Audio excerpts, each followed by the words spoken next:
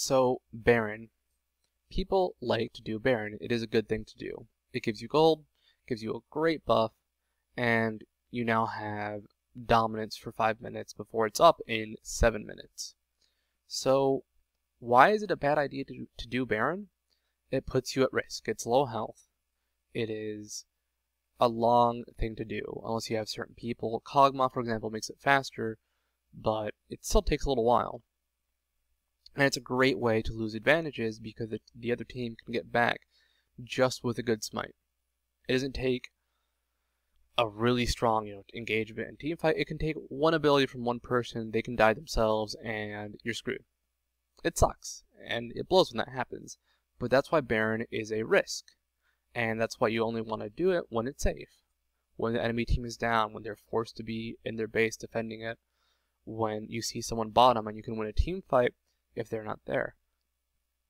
Those are situations to go for Baron.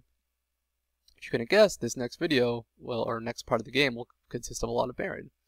The ideas from the first part don't really come into play as much. You don't see much warding going on.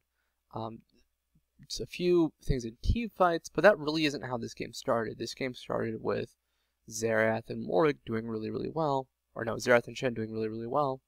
And the entire purple team just hating each other as they won the game with a huge advantage. I love the emotional responses people have in League of Legends. But anyhow, I don't have a whole lot to say. Time to jump into part 2. Let's go. So last we left off, they were about to do Baron. And purple side is in a bad position actually, because all of blue side is alive. Now, even though they have an advantage, some characters are really, really good at killing Baron. In this case, Lee Sin can kill Baron very easily because of his Q, and the extra damage it deals based off low hit points. So let's watch this in slow motion. So they get a good engage on Graves. Warwick is attacking him, he's an AD carry, he's important to kill. Shen actually goes for the ult instead of the taunt. The taunt would have actually interrupted Warwick's ult and been stronger. However, Lee Sin gets the smite steal. He gets the Q steal. And now this fight is just going to be in blue side's favor. Graves was already way too low from the Warwick ult and Lee Sin Q. And they just don't have anything to deal with the tanky DPS essentially. Because they're in the fight, they're stuck. Alistar has no mana, Xerath is low on mana and low on HP. And they just kind of sweep up right there. Now, the way for that engage to work would have been for Alistar to try and keep them out as much as possible, or for them to just outright turn around and fight. If you let a team start a fight on its own circumstances, generally they're going to win. And even though they had, a 14 to 5 advantage, or something around that, it doesn't matter if they get the right skills off.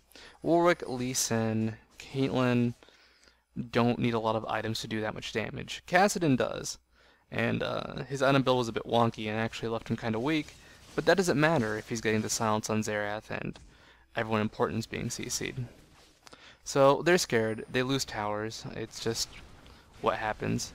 And Alistar mans up, and I kind of like this man up, but they just didn't have everybody there. Shen ult was up, but they didn't have the coordination needed to really follow up on that. Because that was a good stun. And Alistar's lucky he had his ult to get out of there. So if a tower's gonna die, let it die. I mean, they don't heal, there's no way to repair them. Once the tower's gone, it's gone. So there's no need to really risk for a low HP tower, because you can kill it as you're fighting. This engage is just kind of funny. Both teams are really kind of trying to play aggressive. Baron actually ran out, because I fast forwarded it through the Baron time, because all they did was push. But really just kind of not much they could do to stop that. Now right there, Alistar used a Reverie, and Soraka does not have a Reverie. If she did not have CDR boots, she would have that Reverie, and man, they could have caught someone.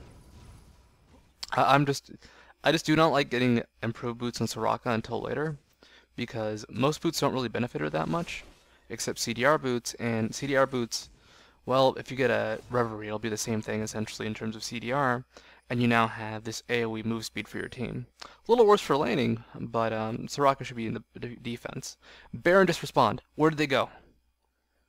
If you have no vision on Baron when it respawns, because you didn't have the timer or you don't know when it died, or they cleared it, go get it.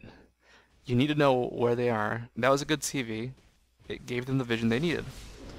And here comes another engagement. It started with Warwick ulting Graves once again. He was able to get out and back off. And this fight is going a lot better for them. They started on equal terms. I mean, Graves got ulted, but not everybody was in position. And Caitlyn does something silly. So something to watch out for is when you try and escape, make sure you escape in the right direction. She tried to get out by going through the fight essentially. Caitlyn has a bad habit where she will try and auto-attack the most important character no matter what, and she will sacrifice positioning. This fight right here, by the way, it's really just kind of tanky dudes being tanky. They cannot really take them down. Warwick is super hard to kill. Xerath is doing what he can, but no one on that team is easy to kill. But, so, carries have a big problem where they'll go out of their way to hit someone important. That's good, but if you sacrifice your positioning and you're caught yourself, that's really bad. We'll see a worse example of this later from Caitlyn, but just remember, even if you're attacking the tank, the Alistar, the Skarner, it's better than you attacking someone and putting yourself in a position where that tank will kill you. And I love this fight. Warwick gets a second ult off on Xerath.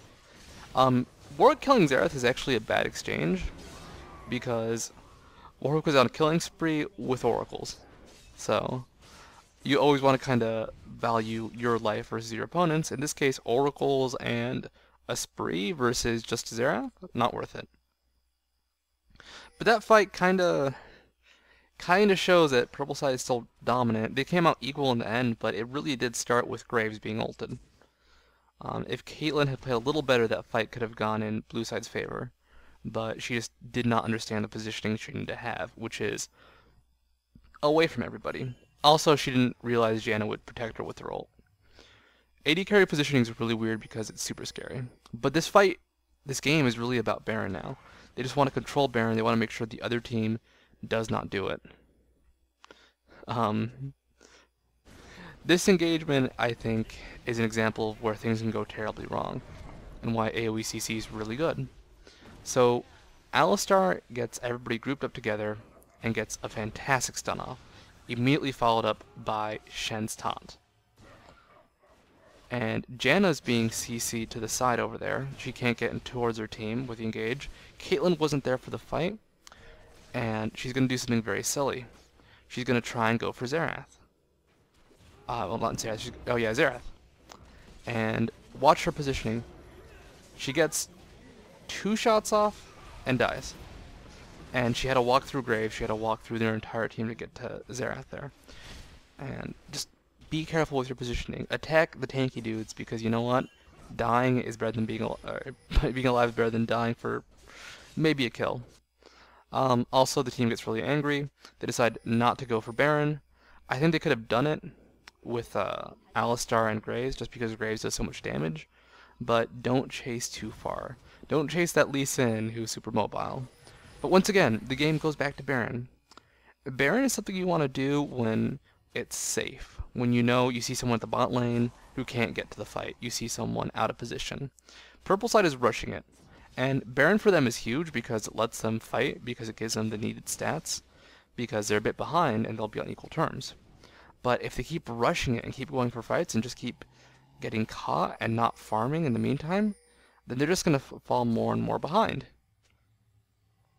In this case, they went for Baron again, and they had to retreat and get no farm, no anything. Purple side baits out a Baron. I like this. This fight starts essentially with Janna getting kind of caught, and then this initiation over here. Shen gets Caitlyn. Xerath almost kills Kassadin. There's just so much damage, and they just don't have an answer to all the CC and teamfight potential from purple side. If they wanted to win fights, they'd have to essentially catch someone off right now, because they have some good initiation. Warwick is strong. Lee Sin can catch dudes, but Kassadin or Alistar's stun, Shen's taunt, They have so much team fight and they just can't get to the squishies. If I was blue side in this case, I would preferably choose a team with more initiation, but I'd focus on getting into smaller fights across the map. They might have to give up Baron, but they actually have a lot of pushing power with Warwick, so they could probably kill an inhibitor and maybe a Nexus Tower in the time it takes for purple to do Baron, because they're not very fast at it. Shen makes it super safe, and Shen's super overpowered, so not much to say about that. But that, I mean, they tried to protect Baron. Not a whole lot they can do. They're going after Kassadin now. Silly idea. Make sure you go for objectives. In this case, they could have gone down, probably taken an inhibitor. Instead, they're forced to back up. And, I mean, they can still win. It doesn't really matter that much. They're not on a time limit. They have so much advantage. And Graves, by the way, absolutely terrifying right now. He has 170 of both Emerald armor and the Guardian Angel and the Quicksilver Sash. He's not dying, and he's doing a lot of damage as he not dies. So this fight, I mean, at this point it's not that interesting. They kind of go in. Xerath just kills Caitlyn from the side, actually. That was actually pretty cool, but I didn't catch it on camera.